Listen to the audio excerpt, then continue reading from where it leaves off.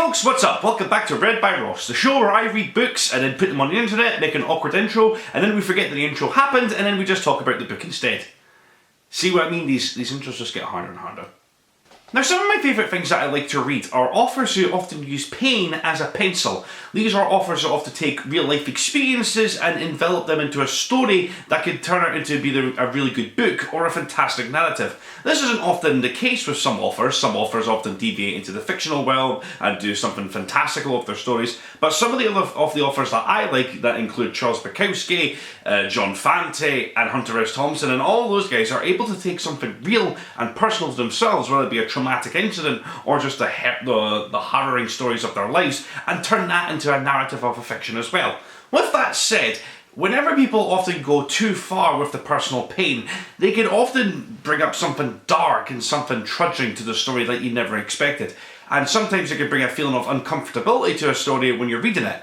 And sometimes you read it once, and despite the experience of going through it, of not wanting to go through it ever again, you are appreciative of what you've read and what you've been experienced and put through.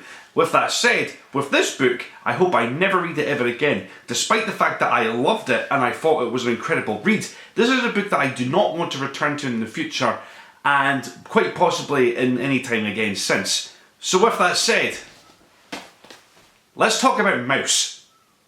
So for those of you who don't know, Maus is a 1990 graphic novel series that was written by Art Spiegelman, and it is ultimately a book about his father's point of view of going through the Holocaust back in 1935. However, with a massive difference here.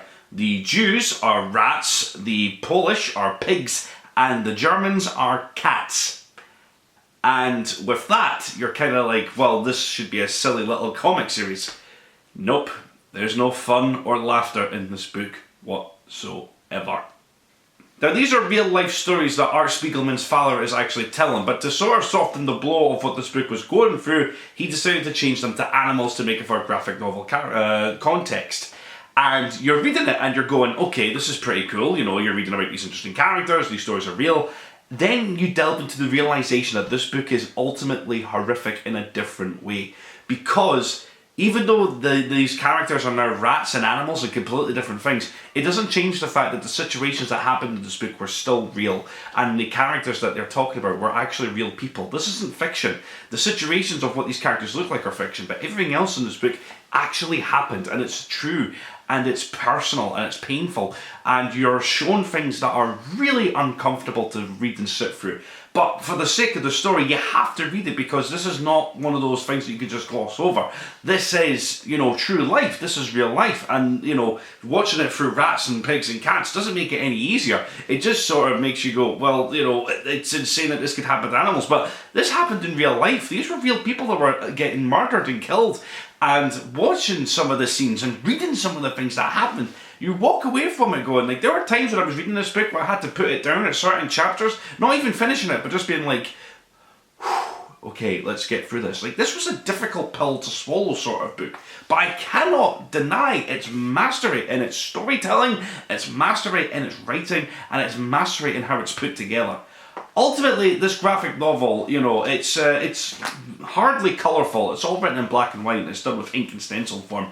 You know, if you could look at that, like, you know, that's pretty much the layer of the book.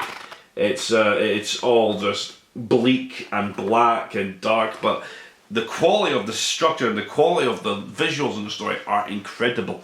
And, you know, each image, you know, despite the fact that it being crudely drawn, the weight of the writing is what stands out and makes it so visual and transparent. And unfortunately, because of the writing of this, of the brutal stuff, the images that go with it are quite horrific. There's a part in the book that I won't spoil it, but it involves a child and a Nazi SS leader. Now, that part of the book was so graphic for me that was one of the first points in the book where I had to be like, nope, I'm putting this down, that's too much. Now, I made my way to the end of this book, but when I finished reading it, I did walk away from it going, that was incredible. This book is fantastic, but I hope to God I never ever read it again. Not because of it's bad, not because I found it terrible or awful for any sake. I mean, my God, this book is incredible. Like, it won countless awards. Like, it's still a well-respected book. in like the top 100 greatest graphic novels ever written. This is like in somewhere in the top 10, like the second or third or something, underneath The Dark Knight Returns by, you know, Frank Miller, and you know, V for Vendetta, and like Watchmen, and all those great graphic novels. Because this does deserve the respect it gives, because it is a fantastic piece of written books. But at the same time, if you're not comfortable with reading about the deaths and the pain of destruction in a society where people are turning against each other for no real reason other than a powerful ulterior motive, then this book is going to leave you really hollow by the end of it. Because it is so dark and so sad and so vast and empty, by the end of it you're like, oh man, that's heartbreaking. But right now, I think this is an even more important book to read now than it was back then. It is a difficult book, and I found it difficult, but I would be lying to say that I never got anything out of it, because I did. And all I got from this book was a sense of, this cannot be repeated. People's lives are more important than just a powerful dictator's words. And ultimately, this book encapsulates that power of that we can change, and people are not a statistic. They matter, and there is a life behind every single person. And even though I know I will not be rereading this book again, like for example, for this review, I did not pick up this, I just picked up this book from my shelf and skimmed through it again to remind myself of what it was like. I didn't read it, I didn't reread it, I can't go back to this reality, I can't go back to this world, I can't go back and invest my lives in these characters, because I already know the outcome of what happens, and it's heartbreaking and tragic.